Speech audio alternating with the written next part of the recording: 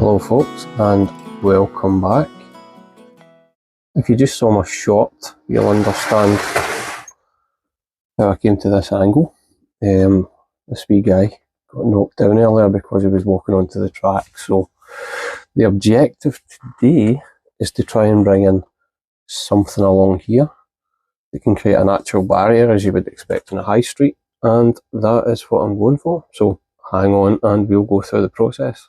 So what am I going to use? Well, I bought this stuff.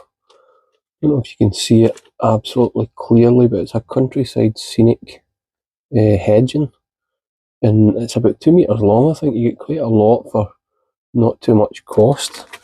And the long and short is I want to take that right along here. Now, one of the most important things is that the train's going to miss it. And first of all, I need to set up the station to make sure it's not going to hit the train. So if I bring that hard against the cork, it's not hitting the train. I'm going to lean over for a look. Yeah, it's close, but it's fine. So effectively I'd want to be lining up the hedging right along here, right along the high street, to see how that looks.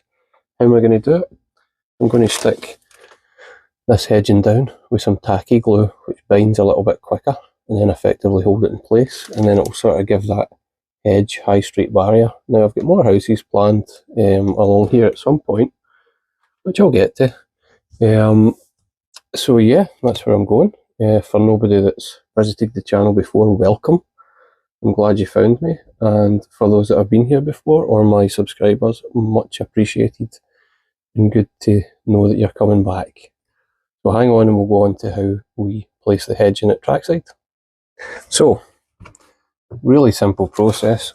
Get the bag open first, and then you can see what it looks like when it's inside. Now this is a company called Javis. I've actually used them further over for hedging just over here, where I've knocked the tree down and put it back up. I'll move the tree actually, and you can see it up here in the distance without moving the camera and making everything unsteady. Now, when you bring it out the pack, it looks like this, a giant hedge snake. So that one's fell quite nicely. And the general thought is that I can get this along the side of the track, separating the high street from the train, and which will then stop my wee guy getting knocked down. And I think that's going to look fairly decent, especially when you see it for the angle I'm seeing it at the moment.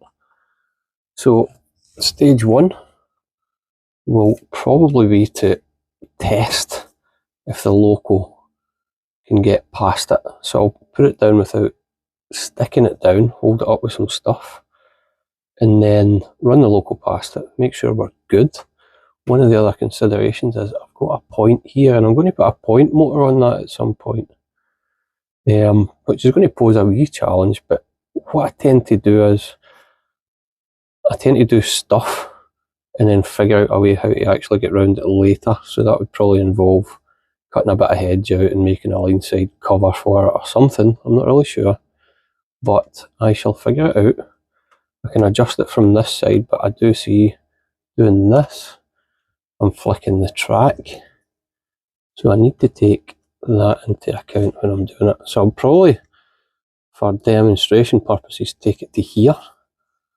So from the edge of the platform to here, I think I'll leave the wee gap here just now. So I'm just going to take that and I'm going to snip it. Take this bit away. See if that fits, which it does. And then the objective is to find a way to get that to stick up there and give that sort of impression. And what I'll do is I'll stop the camera and then put something behind it so you can get the effect from a lower angle and you'll understand. So hang on. So from here, this is what it will look like. I can figure out a way to get it. And I think that'll look pretty cool. What I'm going to do is When you lift the camera, excuse this, it will get a bit jerky when I do it. But you'll see the effect will be at trackside level, will be really nice. The hardest bit is figuring out how to get that to hold up straight. It might well be a bit of wood behind it actually, but hang on and we'll find out. Now you can see what I've done is I've put some tacky glue along here. What is tacky glue? No, it's PVA, except I guess it's got less of a water content, so it binds a little bit quicker. I've got a bit of wood at the ready. Now make sure you put it the right way up. If you look at that side, you can see it's got a black core. Now you don't want to see that, you want to see it as if it's the top of the hedge. I've got plenty of glue in there. Now for those that think I'm being a wee bit reckless here, I have actually checked it to see if the train passes it before. And then simply, I'm going to bring it in. Now I'm going to deliberately lean it back just a fraction to give it that little bit extra clearance. And if you don't believe me, then there we go. It does actually pass it. Not by much, it's very, very close. It's going to give it a really nice effect, I think. Once this platform's nice against it and the bit of wood's away. And I guess that's where we skip to next. So hang on. So how's that going to look from a line side perspective down low? I think it looks pretty cool. Need some finishings, definitely. But the hedge definitely adds an extra dimension. And then this is a whole zone that I've still to do and still to make decisions on. So we've got a long way to go. But yeah, one more thing off the list. And hopefully we can make all these little folks happy.